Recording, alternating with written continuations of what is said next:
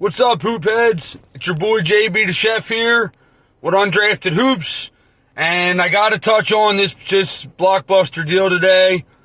We've been waiting on it and uncertain if it was going to happen, but we've gotten to the finish line here. James Harden was traded to the Los Angeles Clippers late in the evening, and being a Sixers fan, I've had a few hours to digest the trade now. And the more and more I stew on it, got to be excited. I mean, obviously the move is to compete at all costs, but sometimes there's invariables.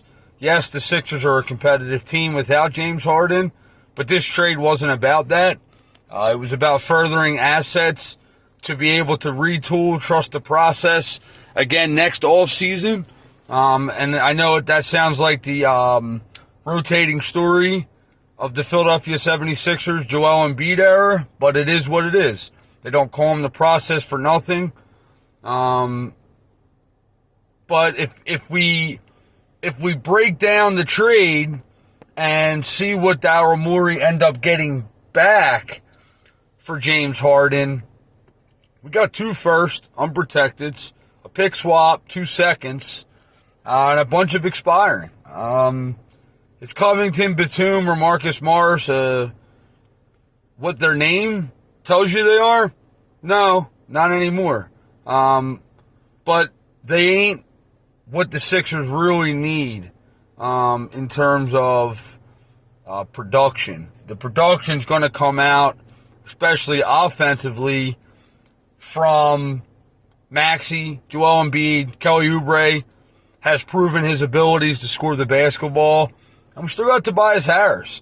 So, in terms of offensive availability, the Sixers still have that.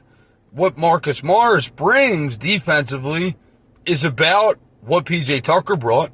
But the obvious improvement there is Marcus Morris' ability to score. Like I said, he ain't the Marcus Morris that was part of trades at one time. But it is what it is. The biggest part about the deal was to not bring back any contracts. Bring back no luggage. You know what I'm saying? Sixers are sitting on 2 max slots next offseason. Now they pick up a couple more firsts that they can move in trades. So in terms of flexibility, they got even more flexible, the Sixers. So this is a win-win. A lot of times people were saying, this team got fleeced, this team won the deal, that team won the deal. Sometimes both teams win the deal. For instance, is Indiana and Sacramento. It's going to be my measuring stick for most trades. That's the most win-win I've ever seen.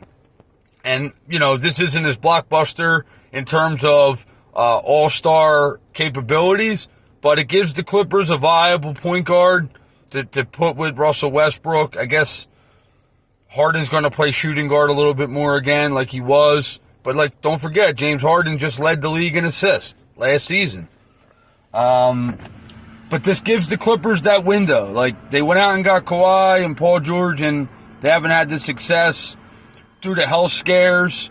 But this is a lateral move in terms of can we close this window with the championship? We'll see. Health will be the driving factor behind the Clippers' run. I mean, if you want to talk about the Los Angeles Clippers for 1 second and what this trade does for them, they were able to acquire a guy like James Harden and not lose any of their production depth. They keep Terrence Mann. They keep Bones Highland. They keep Zubac. Obviously, he wouldn't have been in the trade anyway. Plumlee's still on the squad. This team's loaded. If they can stay healthy, if you don't have the Clippers on your championship caliber rosters, you ain't watching the right team. And in terms of the Sixers, now it's time to watch Maxey grow into an all-star point guard, shooting guard. You're going to see Melton get a lot of time. Oubre just, his minutes are going to be in the 25-minute range.